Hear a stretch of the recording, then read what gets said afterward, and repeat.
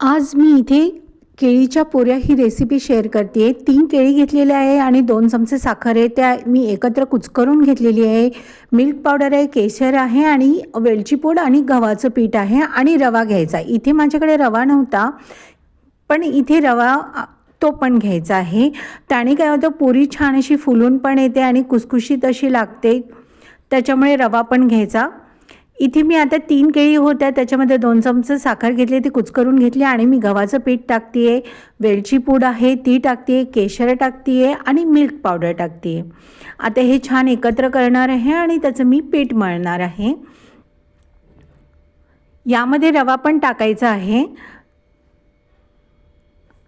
आता हे मी छान मिक्स करणार आहे। अजिबात पाण्याचा वापर किंवा दुधाचा वापर इथे काहीही करायचा नाही। जे केळीचं मिश्रण आहे त्याच्यामध्ये जेवढं आपल्याला पीठ मावेल ना तेवढंच टाकायचं आहे। याच पद्धतीने आपण पायनॅपल झालं, ॲपल झालं किंवा मग मँगो झालं, हे कुठलंही फळ असो, आपण अशाच पद्धतीने फळांच्या पुऱ्या करू शकतो।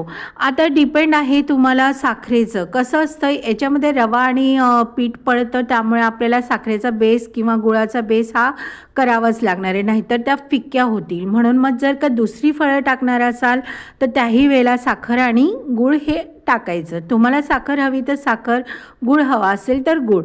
आता मी हे पीठ मळलेलं आहे आणि छान 10 मिनटं मी रेस्ट करायला ठेवणार आहे आणि त्यानंतर मी याच्या पुऱ्या लाटायला घेणार आहे।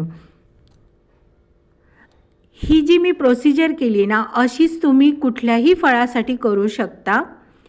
आता मी इथे पुऱ्या लाटून घेतलेल्या आणि मी त्या आता तळणार आहे। तेल छान आधी गरम होऊ द्यायचं आणि मग गॅस थोडा मीडियम करायचा त्याची फ्लेम, आणि मग नंतर ह्या पुऱ्या तळायला घ्यायच्या। अगदी टम्म फुगतात, कुसकुशीत अशा होतात। इथे मी रवा टाकलेला नाही आहे, तरी पण माझी जी केळीची पुरी मी बनवलेली आहे ती एकदम व्यवस्थित अशी झालेली आहे, छान टम्म फुगलेली आहे आणि कुसकुशीत पण होणार आहे।